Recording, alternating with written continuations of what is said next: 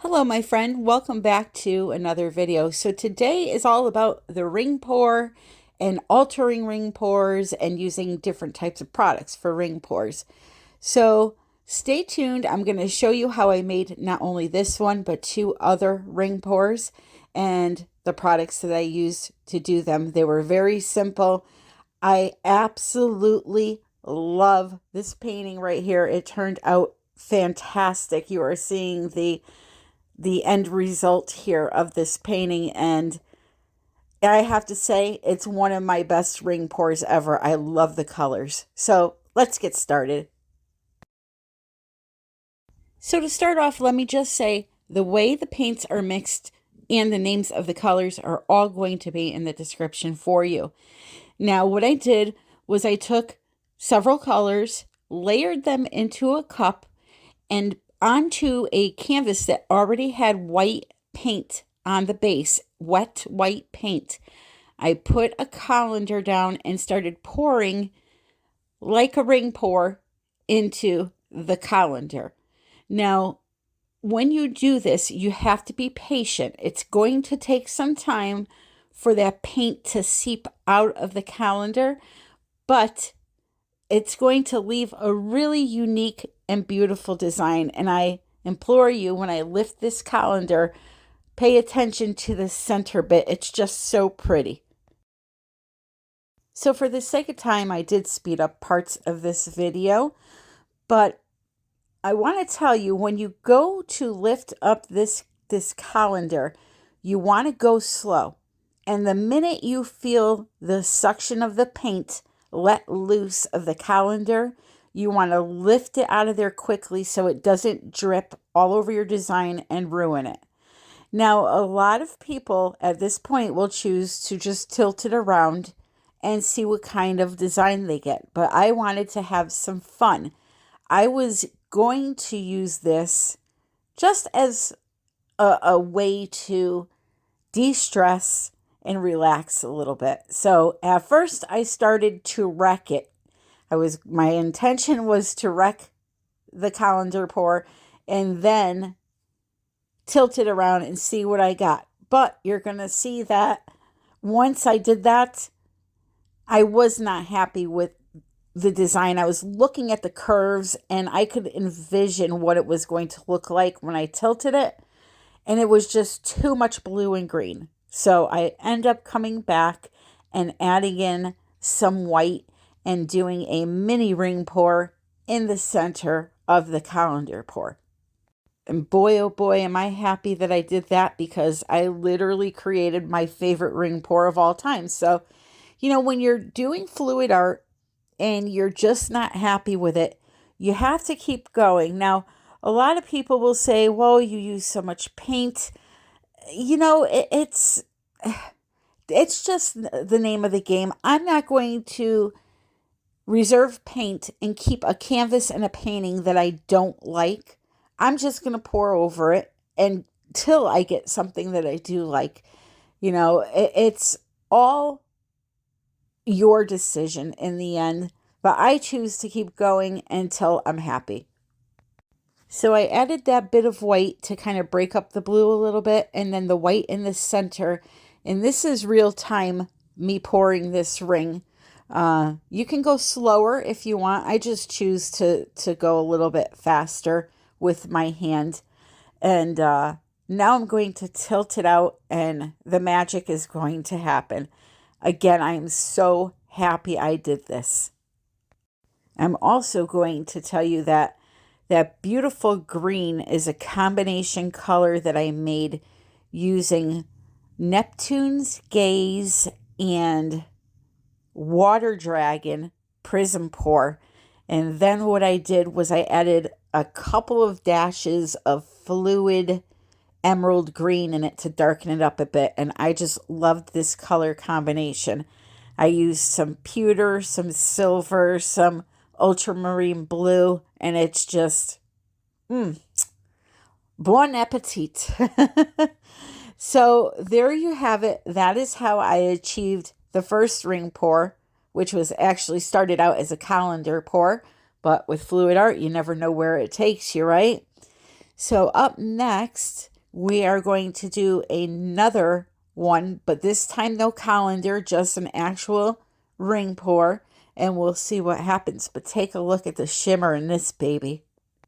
So this painting that was a 12 by 12 and the next one coming up were both mixed with Floetrol and pouring medium.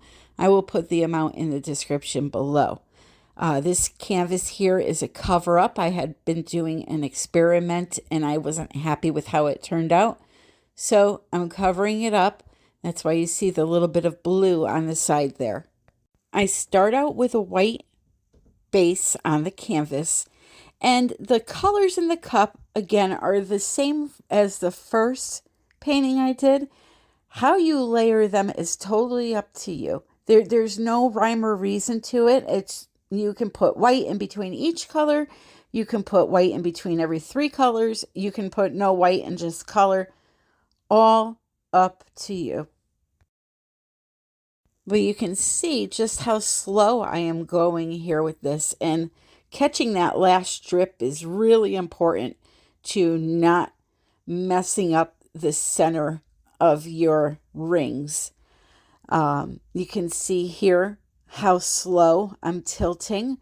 Now this is that green is just, I love green. I am a green girl, let me tell you, and mixing those colors together just made a magnificent color. But what I wanted to say is you have to tilt this puddle of paint around in a circle a few times before you start letting it go over the edge. And just pay attention to the rings and the design. These, a lot of the times, come out looking very geode-ish. And a great thing to do is to let it dry, come back in with some glitter and just maybe paint some glitter along the lines to give some sparkle, a nice top coat of resin. It just brings it to a whole other level. So I'm going to finish tilting here, and then I'm going to fix up my sides, and I'll show you a close-up of this one.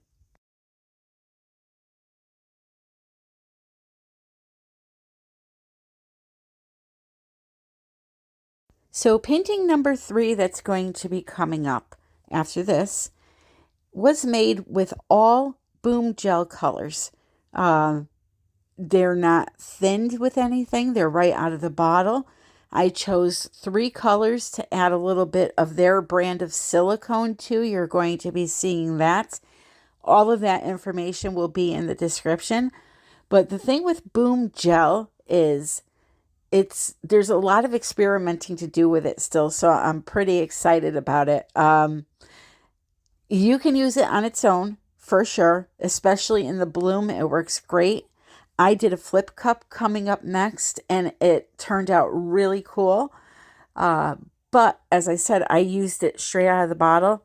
I want to test mixing this stuff with things like Floetrol and pouring medium to see what happens. Now, I know other artists have done that. I just personally have not. So there is their brand of silicone oil.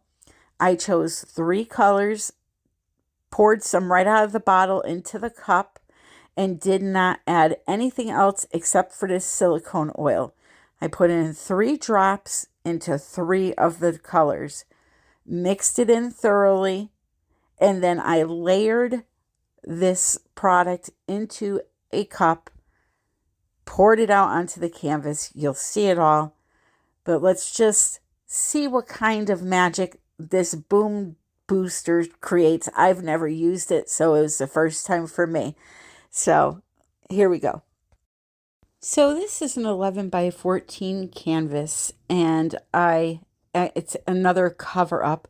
So what I did was I painted the surface just with a paintbrush black, because I was worried that the old painting may show through. Again, I was just testing this stuff to see how it worked out. So I didn't want to use a brand new canvas. So I saved my screw ups for days like this. So you see me here, I'm just adding in white, gold, some blue, some of the teal. I'm going to put all of the colors in the description. And I'm layering those colors that had the silicone in between the other colors. Again, there is nothing mixed into these. The only reason why those colors were in the cup was for me to add silicone to them. That's the only reason. So I layer them all into a cup, and what I end up doing is putting a stick down into all of the colors, and I give it a good swirl to kind of mix up the paints a little bit. One funny thing is when I was doing the gold, I didn't realize I was missing the entire cup. So waste not, want not. I just scooped it right back up and put it in my cup. The paper was clean that I was working on, so no harm done. But anyway, you're going to see me now give it a little swirl. We used to do this back in the day when acrylic pouring first came out a lot. And it just kind of blends the paints together a little bit. So now I'm going to take my cup and flip it right on to the canvas after I add just a little more white on the top, because apparently I wasn't happy with the colors that I had. That I needed more white. So you got to be careful with white though, because if you put too much in, it'll mute out or make your colors look very pastel. So just be careful with that. Now, what I'm going to do is take a push pin and stick it into the side of the cup. And what that does is it helps the paint release its suction from the cup. And then when you go to pull back your flip cup, you want to make sure it's in the right area of the canvas so that when you pull it back, the paint doesn't fly off of the canvas. See there, I just kind of gently pulled it back, and now we're going to tilt it around and torch to see what kind of results we get with the boom booster. Now, because this paint is so thick, it is really slow moving when you're tilting. So I have this sped up, I think, 3 times faster. But don't worry about cracking. As long as you tilt enough of it off of the canvas, no matter how thick the paint is, it will not crack. What causes cracking is either your paints are not the same consistency or you leave too much on the canvas. But you see with the bloom, those paints are very, very thick. And as long as you tilt off enough or spin off enough, they don't crack. So I'm just filling in the sides with some black straight out of the bottle. And then I'm going to start to tilt some of it off of the canvas.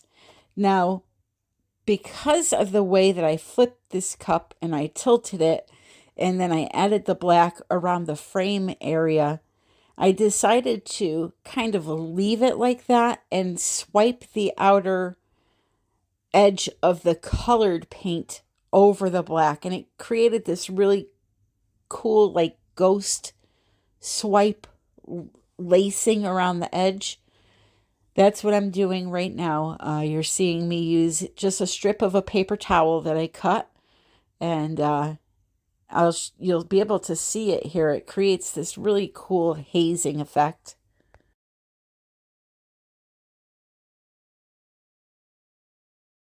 So my friend, the video's almost over. I want to take this time to thank you for joining me today. Thank you for all your love and support. The beautiful comments, they make my day.